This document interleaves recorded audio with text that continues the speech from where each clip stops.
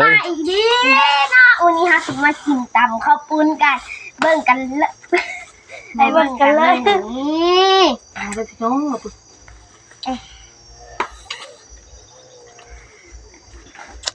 เนาะ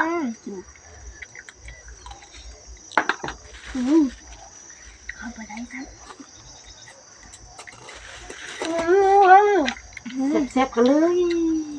แซ่บเอ้ย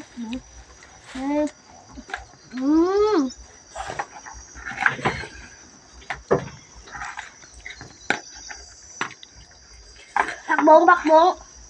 กิน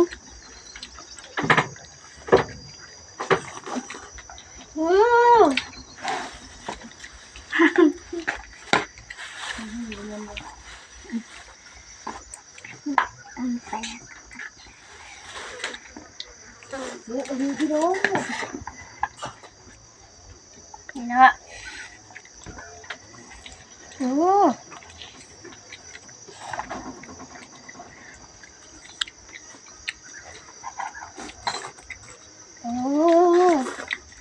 เฮ็ดกระต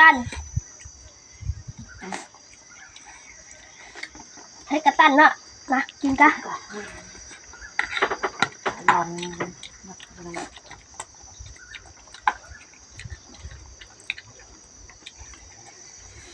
งบอกกิน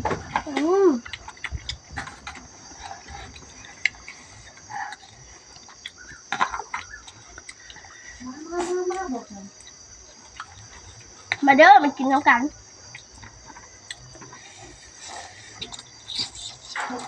พอเลยบอกสุกระดังเด็กแท้ๆเนาะ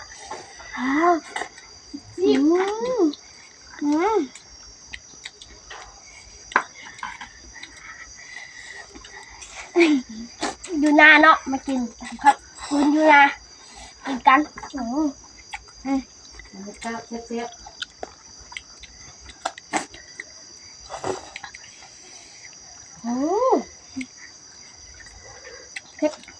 บอกอยู่ให้อยู่หน้าคือเก้าบอกไปเลย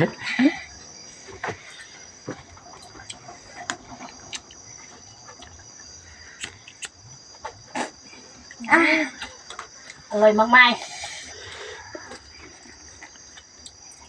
ตากแล้วจะอดอ่ะ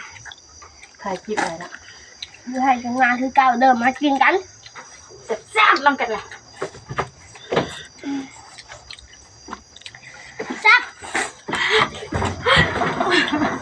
ไปแล้วคนหนึ่งไปแล้ว